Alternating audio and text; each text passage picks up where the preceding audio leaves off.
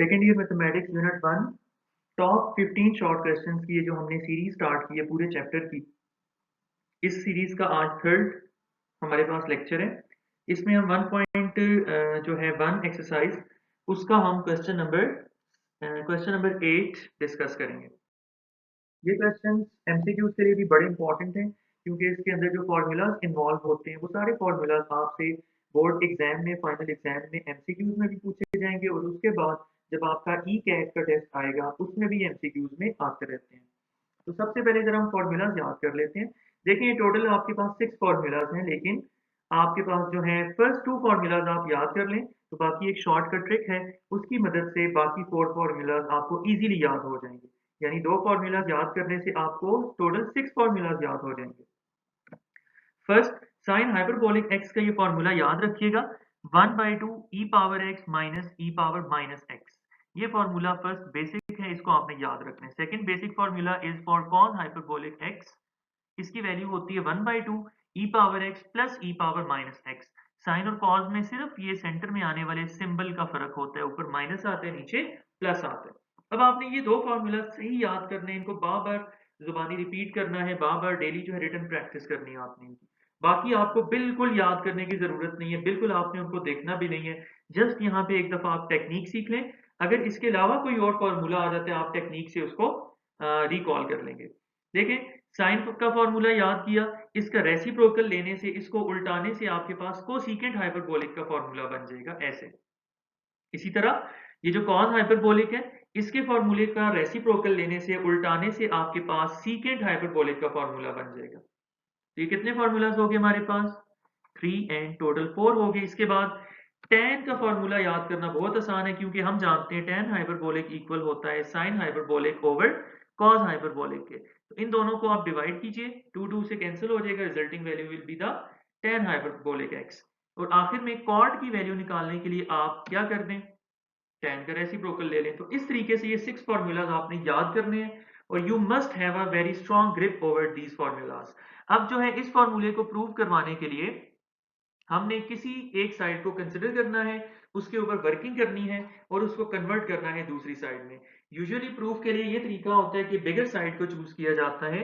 सो इसके प्रूफ के लिए we shall consider right hand side because it is little bit larger. ये है cot hyperbolic square x minus 1।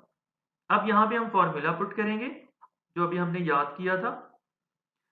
ये फॉर्मूला लिखा हुआ है, ये वाला यहाँ पे इस्तेमाल होगा।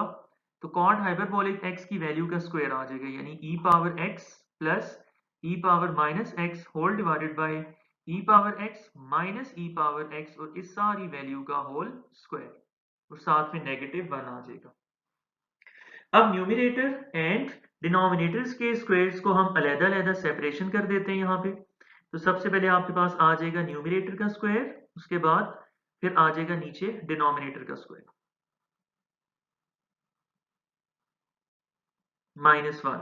-1 फिलहाल हम साथ साथ एज इट इज कैरी करते चले जा रहे हैं।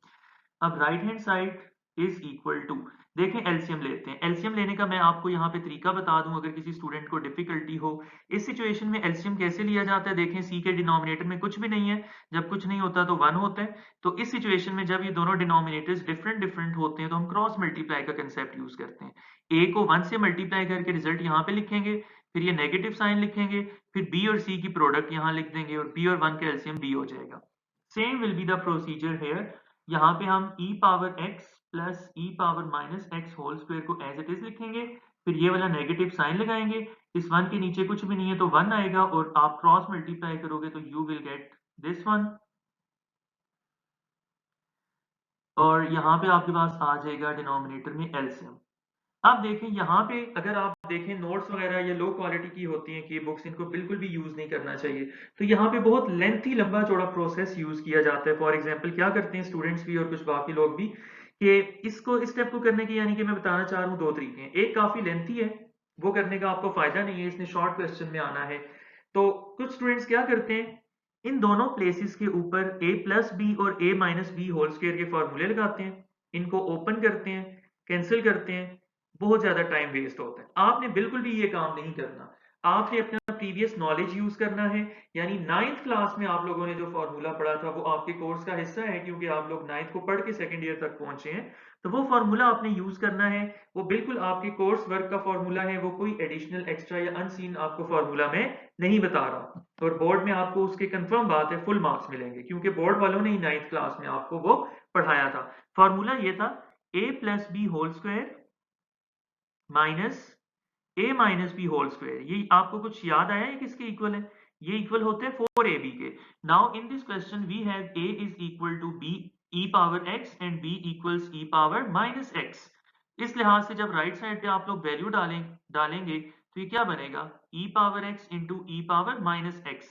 तो अब जरा आप इसको कंपेयर कीजिए कि ये उस स्क्वायर को ओपन करना, कैंसिल करना, बेस से सेम पावर्स को ऐड करना वगैरह, उसके निस्बत कितना आसान और शॉर्ट हो जाएगा ये। बहरहाल इसकी रीजन में आपने ये फार्मूला मेंशन करना है जैसे मैंने मेंशन किया। डिनोमिनेटर में फार्मूला ओपन करने की बिल्कुल आपको कोई जरूरत नहीं है, क्योंकि इसको वापस क्लोज करके हमने कोसेकेंट हाइपरबोलिक स्क्वायर एक्स के इक्वल लेके आना है। अब आप जरा देखिए नेक्स्ट स्टेप में क्या होगा।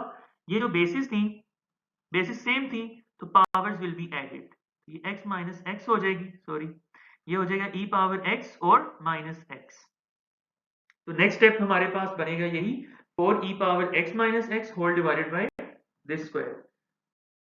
यहाँ पे हम लिखते हैं आगे राइट हैंड साइड हमारे पास ये बन रही थी 4 e पावर, बेसिस सेम थी, हमने पावर्स को ऐड कर दिया और डिनोमिनेटर में हमारे पास आ गया ऐसे whole square. I am sorry, यहाँ डिनोमिनेटर में ना प्रीवियस स्टेप में नेगेटिव साइन था, आपको याद होगा, तो वापस हम नेगेटिव साइन लगा देते हैं। अब आप लोग जानते हैं जीरो के अलावा कोई भी नंबर हो, जब उसकी पावर जीरो के अलावा किसी भी नंबर की पावर जब जीरो आती है तो उसका आंसर हमेशा इक्वल टू 1 आता है।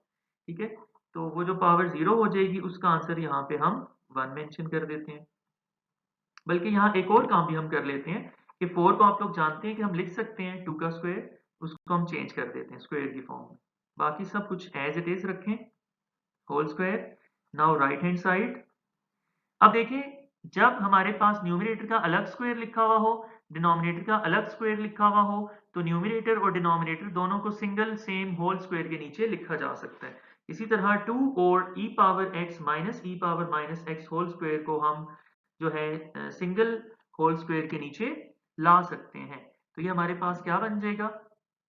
इस सारे बेस का होल स्क्वायर।